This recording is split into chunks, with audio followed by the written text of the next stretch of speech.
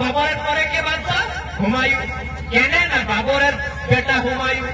হুমায়ুন পরে কে? আকবর। আকবর কে না হুমায়ুন বেটা।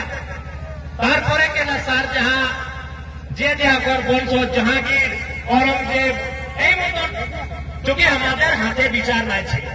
এই রাজার মনে বিচার ছিল কি আমাদের পরে রাজা কাকে আমি বানাবো। তো রাজার পরে রাজাকে না রাজার বেটা, রাজার বেটি, রাজার বউ।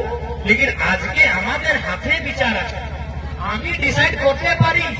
আমাদের হাতে বিচার আছে কি আমি কাকে ভোট দিয়ে নিয়ে এমপি বানাবো, আমি ভোট দিয়ে নিয়ে কাকে এমএলএ বানাবো। তো কাকে বানাবো না যে আমাদের সমস্যা তাকে লড়বে, যে আমাদের ভাবনা করবে, যে আমাদের গ্রামের চিন্তা করবে, যে আমাদের ছিলেন চাকরির চিন্তা করবে, যে আমাদের হসপিটালের চিন্তা করবে, যে আমাদের এডুকেশন পড়ালেখার চিন্তা করবে।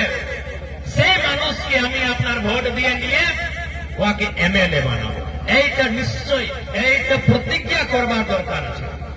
আমাদের হাতে আছে না, আমাদের হাতে, আমাদের হস্ত আছে কি আমি ঘাটশিলার এমএলএ কাকে।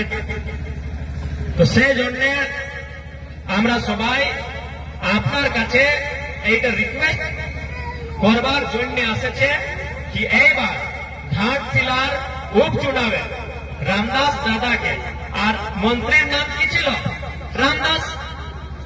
এই যে আমাদের মন্ত্রী আমাদের মধ্যে নাই, ওদের নাম কি ছিল? রামদাস সোরেন। আর ইয়াদের নাম আছে রামদাস মুর্মু। তো রামদাসের জগা রামদাসে নেবে।